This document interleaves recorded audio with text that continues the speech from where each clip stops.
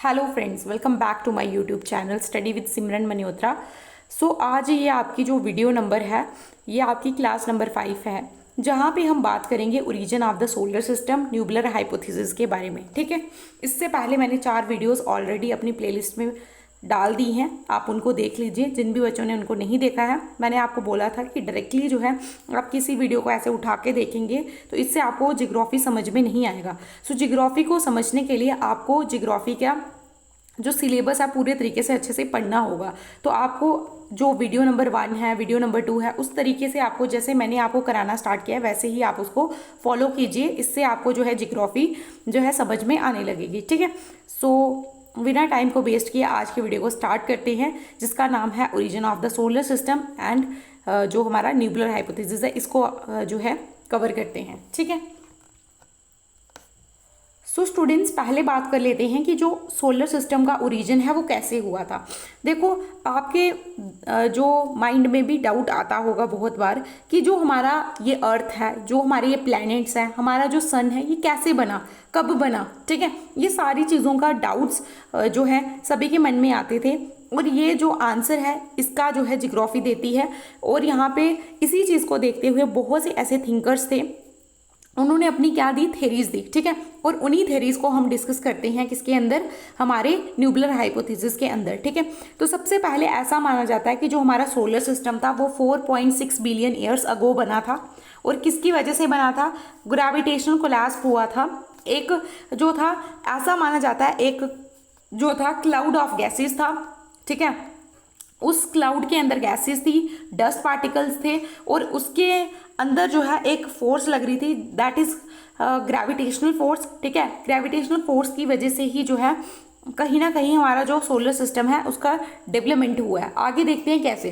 तो देखो, अगर हम बात करें ना हमारे origin of the solar system, इसमें बहुत से थेरीज दी हैं, लेकिन अगर मैंने आपके सिलेबस को देखा और वहाँ पे मैंने देखा कि आपका जो सिलेबस है उसके अंदर जो थेरीज हैं वो यही हैं आपकी। ठीक है, तो ओल्डर थेरीज हैं। अगर हम बात करेंगे origin of the solar system में, दो तरीके से हम थेरीज को कैटेगराइज करते हैं, एक ओल्डर थेरीज होती हैं और दूसरी मॉडर्न थेरीज होती हैं। ठीक है, तो जो ओल्डर थेरीज है उसमें हमारा है गैसियस हाइपोथेसिस ऑफ कांत, फिर हमारा आता है न्यूबुलर हाइपोथेसिस ऑफ लाप्लेस, और उसके बाद आता है प्लैनेटेसिमल हाइपोथेसिस। ठीक है, उसके बाद नेक्स्ट मॉडर्न थेरी के अंदर आता है बिग बैंग थेरी। ठीक है, तो ये हमारी दो तरीके की जो थेरीज हैं, ये जो है सोलर सिस्टम के अंदर आपको देखने को मिलेगी। ठीक है, अब सबसे पहले हम डिस्कस करते हैं अपनी जो हमारे सिलेबस में origin of the solar system nebular hypothesis. ठीक है, origin of the solar system में अगर हम बात करें, हमें पता है कि जो सोलर सिस्टम है वो हमारा सन, 8 प्लैनेट्स, मून एंड बहुत सी और सेलेस्टियल बॉडीज जो है हमारे सोलर सिस्टम में पाई जाती हैं। ठीक है, अगर हम बात करें कि जो मोस्ट वाइडली एक्सेप्टेड थेरीज हैं, उसमें हमारी जो थेरी आती है दैट इज न्यूबुलर हाइपोथेसिस। ठीक है, न्यूबुलर हाइपोथेसिस ने ही हमें सजेस्ट किया था कि सोलर सिस्टम जो है वो एक क्लाउड ऑफ गैसेस और डस्ट से बना है, जिसको हम निबुला बोलते हैं। ये थेरी सबसे पहले किसने दी थी, तो ये थेरी सबसे पहले इमानुअल कांत ने 1755 में इस थेरी को दिया था। उसके बाद जो हमारे मैथमेटिशियन हैं लाप्लेस, उन्होंने इस थेरी को रिवाइज किया था 1796 में। रिवाइज का मतलब क्या था कि इमानुअल कांत की थेरी में जो जो गलतियाँ लगी, एक तरीके से जो जो चीज़ें जो है सही नहीं थी, उनको जो है करेक्ट किया किसने, हमारे लाप्लेस ने। ठीक है, और उसके बाद इस थेरी को रिवाइज किया। देखो, आप बहुत ही ध्यान से चीज़ों को समझिएगा, क्योंकि अभी तक मैंने आपको जितने भी टॉपिक्स पढ़ाए थे ना, वो थेरी थी सिर्फ। ठीक है, यहाँ पे आपको ना चीज़ें समझनी पड़ेंगी और अच्छे से समझनी पड़ेंगी। तो सबसे पहले जो गैसियस हाइपोथेसिस है कांत का, उसको डिस्कस करते हैं। सबसे पहले मैं आपको एक वर्ड क्लियर कराती हूँ। यहाँ पे मैं एक वर्ड बोलूँगी बार बार, जिसका नाम है निबुला। तो आप बोलोगे ये निबुला क्या है। निबुला कुछ नहीं, निबुला माना जाता था एक क्लाउड ऑफ गैसेज है, मतलब एक ऐसा बादल जिसके अंदर क्या है, गैसेज है। ठीक है, ऐसे जो क्लाउड है, इस क्लाउड ऑफ गैसेस को ही हम जो है जियोग्राफी की भाषा में निबुला बोल रहे हैं। ठीक है, और कुछ न्यू नहीं है। तो आप याद रखेंगे, निबुला जब भी बोलूंगी तो आप क्या इमेजिन करेंगे कि एक क्लाउड ऑफ गैसेस था। ठीक है, उसके बाद अगर हम देखें, जो इमानुअल कांत ने अपना जो है न्यूबलर हाइपोथेसिस दिया था वो किसके ऊपर दिया था, ग्रेविटेशनल लॉ ऑफ न्यूटन के ऊपर। ठीक है, अब आपको पता है ग्रेविटेशनल लॉ क्या है। ग्रेविटेशनल लॉ क्या बोलता है, मतलब हर एक चीज, हर एक जो कोई भी, जैसे अर्थ है, अर्थ का भी अपना ग्रेविटेशनल पुल है। देखो आप कोई भी चीज ऊपर की तरफ फेंकते हो वो नीचे की तरफ आती है, तो अर्थ के पास अपनी क्या है, ग्रेविटेशनल फोर्स है। तो इसी तरीके से जो इमानुएल कांत थे वो भी अपनी जब थ्योरी दे रहे थे वो इस लॉ का ही उपयोग अपनी थ्योरी के अंदर करते हैं। तो सबसे पहले इमानुएल कांत कुछ चीजें अज्यूम करके चल रहे हैं। अज्यूम मतलब मान के, पहले से ही हैं वो, ठीक है, उनका सोर्स नहीं पता हमें वो चीजें कहाँ से आई हैं, वो ऐसा मान रहे हैं कि ये चीजें पहले से ही हमारे अर्थ के अंदर थी, सॉरी हमारे यूनिवर्स के अंदर थी। ठीक है, जैसे पहला अजम्पशन वो करते हैं कि सुपर नेचुरली एक प्रीमोरिडियल मैटर था।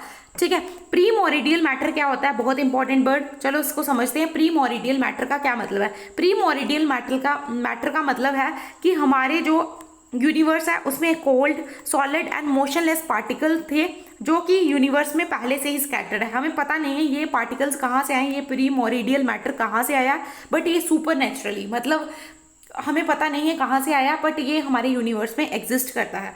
फिर इमानुएल कांत दूसरा अजम्पशन क्या अज्यूम करके चलते हैं, बोलते हैं ये पार्टिकल्स क्या होते हैं ना, धीरे धीरे कोलाइड करना स्टार्ट करते हैं, ठीक है, एक दूसरे के साथ। और किसकी वजह से, ग्रेविटेशनल अट्रैक्शन की वजह से, क्योंकि हमने पढ़ा कि ये जो अपनी थ्योरी दे रहे हैं ये किसके अंदर, किसके ऊपर दे रहे हैं, ग्रेविटेशनल लॉ ऑफ न्यूटन के ऊपर दे रहे हैं। तो इसीलिए ये अपनी थ्योरी में ग्रेविटेशनल अट्रैक्शन का सहारा लेते हुए बोलते हैं कि जो एक प्रीमोरिडियल मैटर है, ठीक है, प्रीमोरिडियल मैटर मतलब इस तरीके से हमारा कोई क्लाउड है, ठीक है, और इसके अंदर क्या है, ये मोशन पार्टिकल्स है, ये देखो ये हमारे क्या है, पार्टिकल्स हैं, और ये धीरे धीरे क्या करते हैं, बोलते हैं ग्रेविटेशनल अट्रैक्शन होता है इनके बीच में, और धीरे धीरे ये पार्टिकल्स एक दूसरे के साथ कोलाइड करने स्टार्ट हो जाते हैं। ठीक है, ये पार्टिकल इसके साथ ये इस तरीके से कोलाइड करते हैं एक दूसरे के साथ, ये पार्टिकल धीरे धीरे। ठीक है, उसके बाद नेक्स्ट चलते हैं हम, एक मिनट।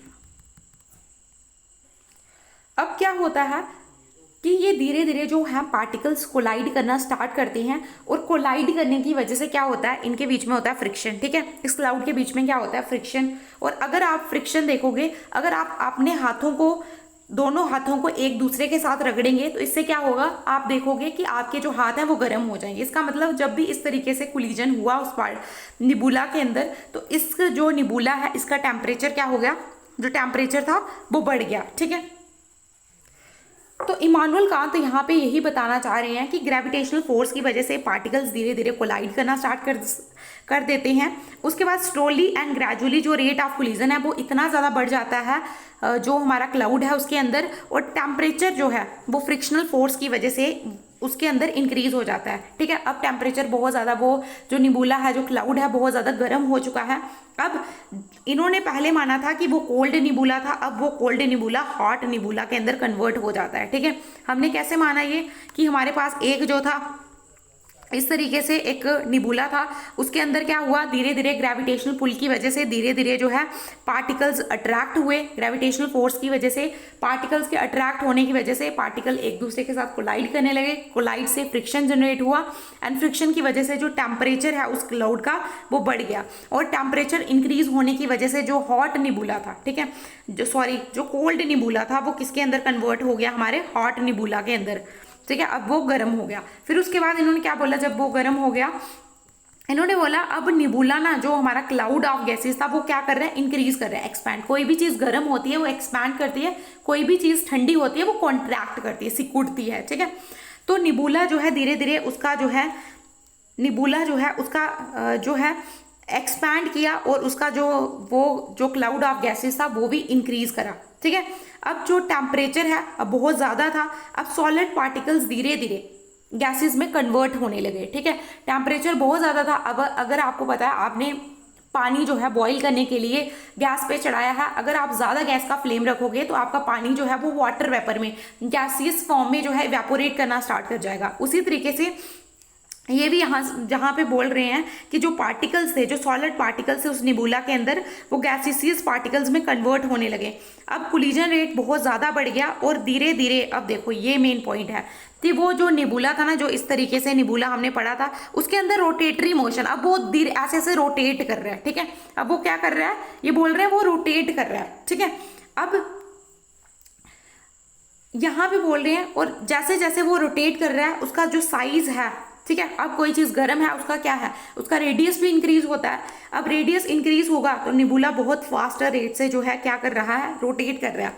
तो कांत बोलते हैं कि जब वो जो निबुला है इस तरीके से रोटेट कर रहा है तो उसके अंदर जो फोर्स लग रही है ना, अब आपको ये नहीं पता होगा कि सेंट्रीपिटल फोर्स क्या होती है, सेंट्रीफ्यूगल फोर्स क्या होती है, मैं ये भी आपको समझा देती हूँ, ठीक है। जो सेंट्रीफ्यूगल फोर्स होती है, इस तरीके से हमारा जो क्लाउड है, अगर क्लाउड के अंदर अगर बाहर फोर्स लगेगी, इस तरीके से अगर इस तरीके से बाहर की तरफ फोर्स लगती है तो इसको हम बोलते हैं सेंट्रीफ्यूगल फोर्स, ठीक है। अगर बाहर की तरफ कोई फोर्स लग रही है तो उसको हम सेंट्रीफ्यूगल फोर्स बोलेंगे। अगर कोई फोर्स अंदर की तरफ यहाँ पे लग रही है, ठीक है, इसके सेंटर की तरफ, इसको बोलेंगे सेंट्रीपिटल फोर्स, ठीक है। तो आई होप आपको क्लियर हो गया कि सेंट्रीफ्यूगल फोर्स कौन सी है और सेंट्रीपिटल फोर्स कौन सी है। अब बोल रहे हैं उस जो क्लाउड ऑफ गैसेज है उसके अंदर जो है सेंट्रीफ्यूगल फोर्स ज्यादा है, ठीक है, उसके अंदर सेंट्रीफ्यूगल फोर्स ज्यादा है, मतलब कि ये चीजें बाहर निकल कर आ रही हैं, इस तरीके से सेंट्रीफ्यूगल फोर्स उसमें बढ़ गई है। अब जब सेंट्रीफ्यूगल फोर्स उसमें ज्यादा है तो अब बोलते हैं क्या हुआ ना, वो इस तरीके से क्लाउड था उसके अंदर सेंट्रीफ्यूगल फोर्स ज्यादा थी, तो अब क्या हुआ, इससे ना जो नो रिंग है वो बाहर निकल कर आई, यानी कि नो रिंग का मतलब जो हमारे 9 प्लैनेट्स हैं वो निकल कर आए, जैसे अर्थ, मरकरी, मार्स और हमारे जो भी प्लैनेट्स हैं, ठीक है, वो सारे यहाँ से बाहर निकल कर आए और बीच में जो पार्ट बच गया, ठीक है, मान लो ये वाला जो पार्ट है वो बीच में बच गया, वो क्या बन गया, हमारा सन। तो यही इन्होंने अपना हाइपोथेसिस दिया हुआ है, ठीक है। तो बोलते हैं वो जो रिंग्स निकल कर आई वो 9 प्लैनेट्स बन गए और जो निबुला का सेंटर था वो सन बन गया। आई होप आपको जो ये निबुला जो गैसीसियस हाइपोथेसिस है कांत का वो समझ में आ गया है, ठीक है। अब चलते हैं हम नेक्स्ट, इसका क्रिटिसिज्म देख लेते हैं। अब इन्होंने थ्योरी तो दे दी बट बहुत से क्वेश्चंस ऐसे हैं जो हमारे मन में आते हैं कि ये सारी चीजें आई तो आई कहाँ से। सबसे पहला जो क्रिटिसिज्म है कांत के हाइपोथेसिस का वो ये किया जाता है कि ये जो बोल रहे हो आप प्रीमोरिडियल मैटर, मतलब एक कोल्ड सॉलिड जो है मोशनलेस पार्टिकल्स जो हैं वो यूनिवर्स में आए कहाँ से। तो सबसे पहले सोर्स ऑफ ओरिजिन की अगर हम बात करें तो ये नहीं पता है, इमानुअल कांत बोलते हैं ये अज्यूम कर रहे हैं पहले से ही थे। तो हम बात करते हैं कि बताओ आए तो आए कहाँ से, पहले से कैसे। फिर वो जो हमारा आप बोल रहे थे कि हमारा जो कोल्ड निबुला है, ठीक है, वो मोशनलेस है, उसके अंदर कोई मोशन नहीं है, वो मोशन में कैसे कन्वर्ट हुआ। थर्ड आते हैं कि वो कोलिजन से उसके अंदर सर्कुलेशन या रोटेटरी मोशन कैसे डेवलप हो गया। तो ये हम जो पॉइंट्स है ये उनका क्रिटिसिज्म है कि कांत का जो हाइपोथेसिस उन्होंने दिया हुआ है वो इन क्वेश्चन का आंसर क्यों नहीं कर रहे हैं, ठीक है। तो ये उनका क्रिटिसिज्म है, ठीक है। अब हम बात करते हैं न्यूबुलर हाइपोथेसिस ऑफ लाप्लेस। मैंने बताया था लाप्लेस एक मैथमेटिशियन थे और इन्होंने जो इमानुअल कांत की थ्योरी है उसको रिवाइज किया हुआ है। तो इमानुअल कांत क्या बोलते हैं, इमानुअल कांत भी कुछ चीजें अज्यूम करके चलते हैं। सो इमानुअल कांत सबसे पहले अज्यूम करते हैं, ये हमारे जो इमानुअल कांत है वो बोल रहे थे कोल्ड निबुला था, ये पहले ही बोल देते हैं नहीं वो कोल्ड था ही नहीं, वो सीधा सीधा हॉट निबुला है, ठीक है। ये पहला अज्यूम यही कर देते हैं कि वो निबुला क्या था, हॉट था। दूसरा बोलते हैं वो पहले से ही रोटेट कर रहा था। जो इमानुअल कांत इतनी कहानी बताते हैं कि इस तरीके से उसने रोटेट करना स्टार्ट किया, ये पहले से ही बोल देते हैं कि जो ये निबुला था ये पहले से रोटेटरी मोशन में था और पहले से ही गर्म था, ठीक है। अब गर्म था और रोटेटरी मोशन में था तो अब कैसे हाइपोथेसिस, इन्होंने बोला कि अब क्या हो रहा है, पहले से ही रोटेट कर रहा था तो क्या हो रही थी उसमें बहुत ज़्यादा हीट लॉस हो रही थी जिससे निबुला जो था कॉन्ट्रैक्ट कर रहा था और जो निबुला का साइज है वो डिक्रीज हो रहा था, क्योंकि पहले से रोटेट कर रहा था तो हीट लॉस हो रहा था, वो कंट्रैक्ट कर रहा था, सिकुड़ रहा था और इसकी वजह से जो निबुला है उसका रेडियस भी डिक्रीज हो रहा था।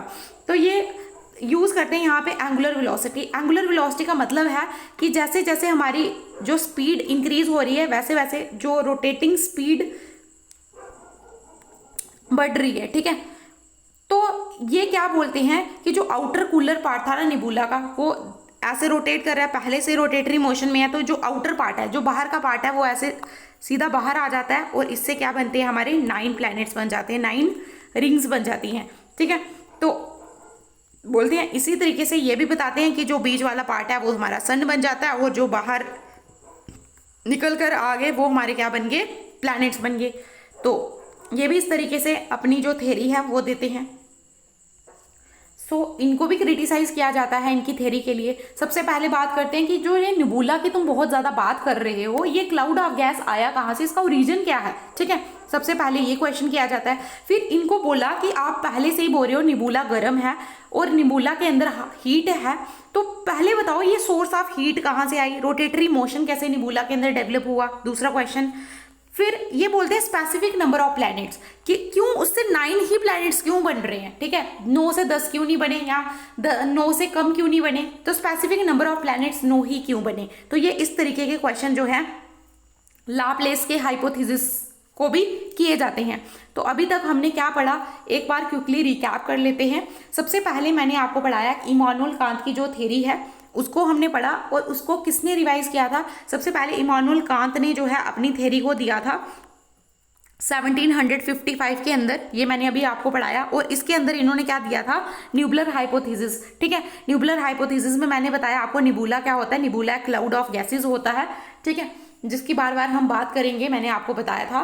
तो उसके बाद इन्होंने अपनी एक थ्योरी दी।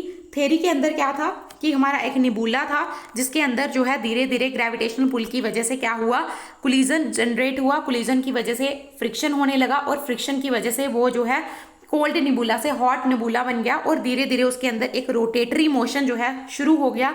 और उसके रोटेशन होने की वजह से ही जो है क्या हुआ, जब वो रोटेट कर रहा था इस तरीके से, तो उसके अंदर जो सेंट्रीफ्यूगल फोर्स थी वो ज़्यादा थी, और सेंट्रीपिटल फोर्स जो थी कम लग रही थी, जिसकी वजह से जो है बाहर की तरफ प्लैनेट्स उस निबुला से निकल कर आए और 9 प्लैनेट्स बन गए, और बीच वाला पार्ट जो है वो क्या बन गया, सन बन गया। फिर उसके बाद हमने पढ़ा लाप्लेस। लाप्लेस ने इसको कैसे रिवाइज किया, लाप्लेस ने बोला एक हॉट निबुला था, ठीक है, हॉट निबुला था और वो रोटेटरी मोशन में ही पहले से था।